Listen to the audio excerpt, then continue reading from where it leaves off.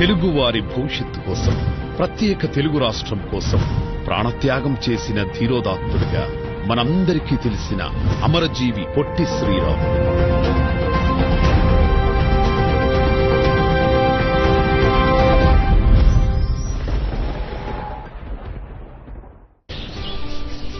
మద్రాసు ప్రెసిడెన్సీలోని నెల్లూరు జిల్లా పడమటిపల్లిలో 1901 మార్చి 16న గురవయ్య మహాలక్ష్మమ్మ దంపతులకు జన్మించారు. శ్రీరాములు గారి విద్యాభ్యాసం 20 ఏళ్ల పాటు నెల్లూరు జిల్లాలోనే కొనసాగింది. తర్వాత ముంబైలోని శానిటరీ ఇంజనీరింగ్ చదివారు. గ్రేట్ ఇండియన్ పెనిన్సులర్ రైల్వేలో నెలకు 250 రూపాయల జీతానికి చేరి దాదాపు 4 సంవత్సరాలు ఉద్యోగం చేశారు. అయితే 25 ఏళ్ల వయసులో శ్రీరాములు గారి మనస్సు భారత స్వాతంత్ర సమరం వైపు మళ్లింది. జాతీయోద్యమంలో పాల్గొనాలన్న ఏకైక దృఢ నిశ్చయంతో గాంధీజీ అనుచరుడిగా సబర్మతి ఆశ్రమంలో చేరారు. 1935లో గాంధీజీతో కలిసి ఉప్పు సత్యాగ్రహంలో పాల్గొన్నారు శ్రీరాములు. పోలీసు వారికి ఎదురు నిలిచి లాఠీ దెబ్బలు తిని విరోచితంగా పోరాడి జైలు శిక్ష కూడా అనుభవించారు. ఆ తర్వాత 1941-42 సంవత్సరాల్లో సత్యాగ్రహం, క్విట్ ఇండియా ఉద్యమంలో పాల్గొన్న శ్రీరాములు గారు 3 సార్లు జైలు శిక్ష అనుభవించారు.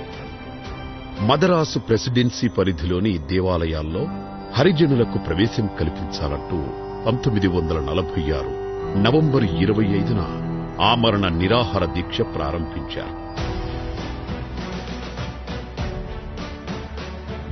హరిజనుల కోసం తాను చేపట్టిన ఆమరణ నిరాహార దీక్షను గాంధీ గారు విరమింపజేసినప్పటికీ నెల్లూరులో ఉంటూ హరిజనోద్ధరణ కోసం తన కృషిని కొనసాగించారు. అట్టల మీద నినాదాలు రాసి కాలికి చెప్పులు, గొడుగు లేకుండా మండుటెండలో తిరుగుతుండేవారు.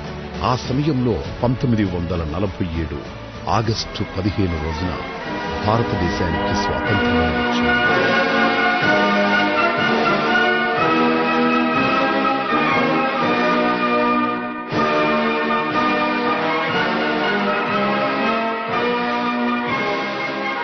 దేశానికి స్వాతంత్ర్యం వచ్చిన రోజు శ్రీరాములు గారు ఆనందంతో తాండవం చేశారు. వీధుల్లో పరిగెత్తారు. అందరితో సంతోషం పంచుకున్నారు.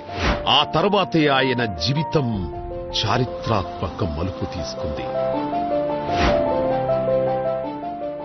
స్వాతంత్ర్యం వచ్చిన తర్వాత కూడా మన తెలుగు వారికి ఏ గుర్తింపు రాకపోవడం, స్వాతంత్ర్యం వచ్చే నాటికి మన ఆంధ్ర రాష్ట్రం మద్రాసు ఉమ్మడి రాష్ట్రంలో కలిసి ఉండేది. తెలుగు వారిని మద్రాసీలు అని పిలిచేవారు. మద్రాసు నుండి విజయనగరం వరకు తెలుగు వారు ఉన్నప్పటికీ తెలుగు వారికి గుర్తింపు రాలేదు. 1952 నాటికి కూడా ఆంధ్ర వాళ్లంటే ఎవరికీ తెలియదు. అధికారం మొత్తం మద్రాసు వారి చేతిలోనే ఉండేది. తెలుగు వారిని బానిసలుగా చూసేవారు. పైగా తెలుగువారు ఆరంభశూరులు అని అవహేళన చేసేవారు. తెలుగు జాతికి జరుగుతున్న ఈ అన్యాయాన్ని, అవమానాలను తట్టుకోలేక స్వామి సీతారాంగా పిలువబడే గొల్లపూడి సీతారామ శాస్త్రి గారు ప్రత్యేక ఆంధ్ర రాష్ట్రం కోసం గుంటూరులో ఆమరణ నిరాహార దీక్ష ప్రారంభించారు. అయితే అప్పటి మద్రాసు రాష్ట్ర ముఖ్యమంత్రి రాజాజీ ప్రభుత్వం సీతారాం దీక్షను భగ్నం చేసి తెలుగువారి గుండెల్లో భయం నింపాలన్న ప్రయత్నం చేసింది. నాటి విధ్వంసం చూసి పొట్టి శ్రీరాములు గారి గుండె రగిలింది. అప్పుడు గుడివాడలో ఉంటున్న శ్రీరాములు గారు ఎకాఎకిన సర్కార్ ఎక్స్ప్రెస్ ఎక్కి మద్రాసుకు బయలుదేరి వెళ్లారు. మద్రాసు నడిబొడ్డున బలుసు సాంబమూర్తి గారి ఇంటి వద్ద ప్రత్యేక ఆంధ్ర రాష్ట్రం కోసం 1952 అక్టోబర్ 19న ఆమరణ నిరాహార దీక్ష ప్రారంభించారు. ప్రజలు శ్రీరాములు గారి ఆమరణ నిరాహార దీక్షకు మద్దతుగా ధర్నాలు, దీక్షలు, ఊరేగింపులు మొదలుపెట్టారు. అప్పటి వరకు తెలుగువారంటే ఆరంభశూరులే, ఈ దీక్ష త్వరలోనే ముగుస్తుందిలే అన్న ధీమాతో ఉన్న ముఖ్యమంత్రికి చెమటలు పట్టించింది. ఎక్కడ వారిని అక్కడ అరెస్టులు చేసి బెదిరించారు. మరోవైపు అకుంఠిత దీక్షతో శ్రీరాములు గారు తన నిరాహార దీక్షను కొనసాగించారు. ఒక్క టంగుటూరి ప్రకాశం పంతులు తప్ప నాయకులెవ్వరూ శ్రీరాములు గారి దీక్షకు మద్దతు తెలపలేదు. నాయకులు లేకపోతే ఏంటి, మేమున్నాం అంటూ తెలుగు ప్రజలు ఉద్యమాలు చేస్తూనే దీక్షలో ఉన్న శ్రీరాములు గారిని సందర్శించుకుని వచ్చేవారు.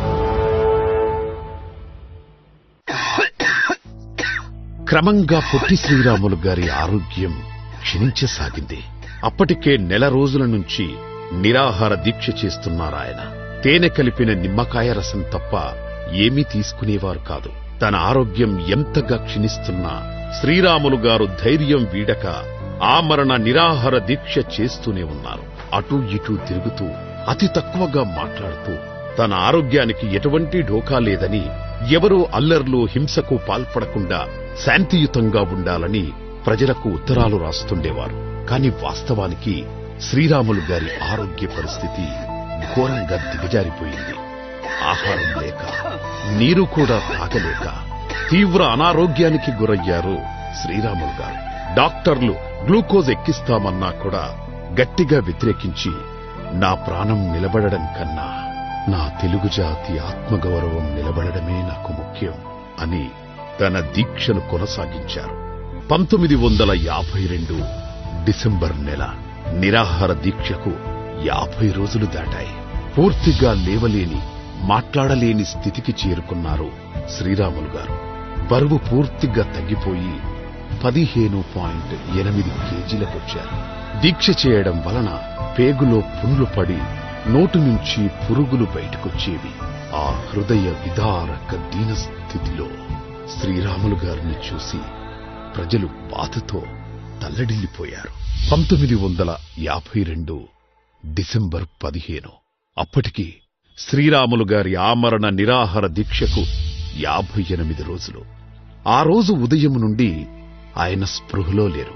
అప్పుడప్పుడు కళ్ళు తెరవడానికి ప్రయత్నించినప్పటికీ వెంటనే కళ్ళు మూతపడిపోయేవి. దాంతో శ్రీరాములు గారిని చూడనివ్వకుండా సందర్శకులను ఆపేశారు. 1952 డిసెంబర్ 15 రాత్రి 11:23 పొట్టి శ్రీరాములు గారు తుది శ్వాస విడిచారు.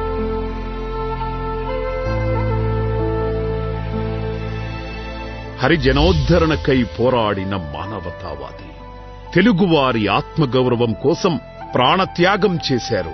అయినప్పటికీ ఆయన పాడె మొయ్యడానికి ఎవరూ ముందుకు రాని పరిస్థితి.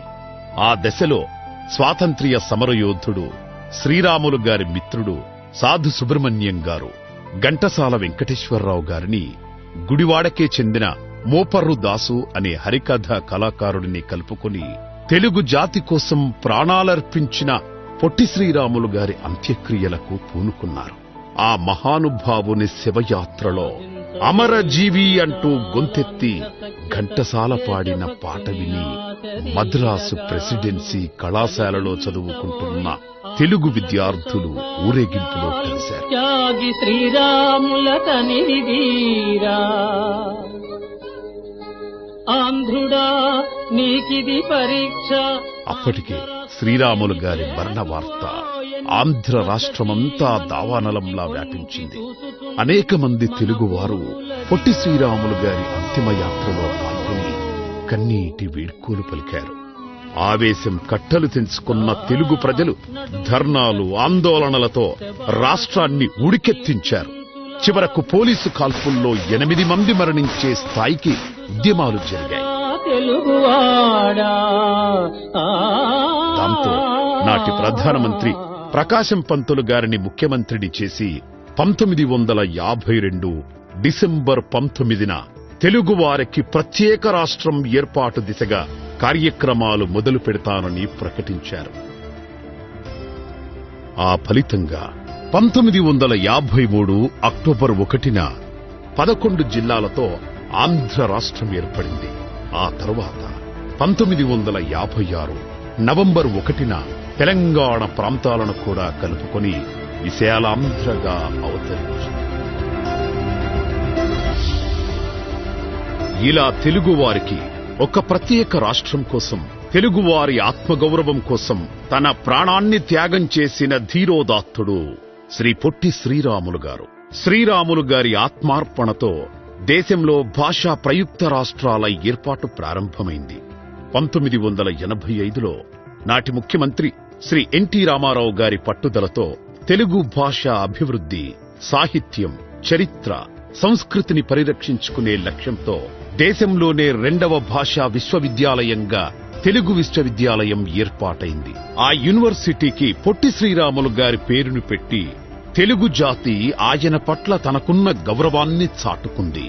నారా చంద్రబాబు నాయుడు గారు నవ్యాంధ్ర ముఖ్యమంత్రిగా ఉన్న సమయంలో అమరజీవి త్యాగాన్ని స్మరించుకునేలా ప్రతి సంవత్సరం మార్చి 16న పొట్టి శ్రీరాములు జయంతిని రాష్ట్ర కార్యక్రమంగా జరుపుకోవాలంటూ 2018 మార్చి 20న GOMS నంబర్ 67ను విడుదల చేశారు.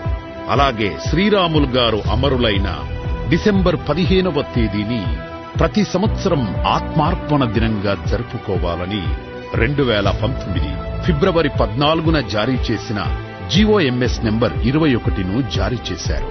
కానీ ఆ తర్వాత ప్రభుత్వం మారడంతో ఆత్మార్పణ దినం అమలు కాలేదు.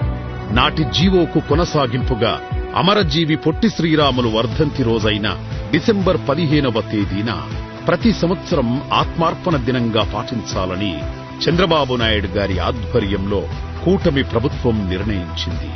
ఈ రోజున ఆంధ్రప్రదేశ్ అంతటా రాష్ట్ర స్థాయి, జిల్లా స్థాయి, నియోజకవర్గ స్థాయి, మండల స్థాయి, గ్రామ పంచాయతీ స్థాయిలో పొట్టి శ్రీరాములు గారి త్యాగాలను, దేశభక్తిని స్మరించుకునేలా కార్యక్రమాలు నిర్వహిస్తారు. తెలుగు జాతి ఆత్మగౌరవం కోసం ప్రాణాలు త్యాగం చేసి ప్రత్యేక రాష్ట్రాన్ని తీసుకువచ్చిన అమరజీవి శ్రీ పొట్టి శ్రీరాములు గారికి హృదయపూర్వక నివాళులు అర్పిస్తూ తెలుగు వారి ఉజ్వల భవిష్యత్తు కోసం, అభివృద్ధి కోసం, తెలుగు జాతి ఉన్నతి కోసం మనమందరం కలిసికట్టుగా కృషి చేద్దాం. అమరజీవి ఆశయానికి తోడుగా నిలుద్దాం.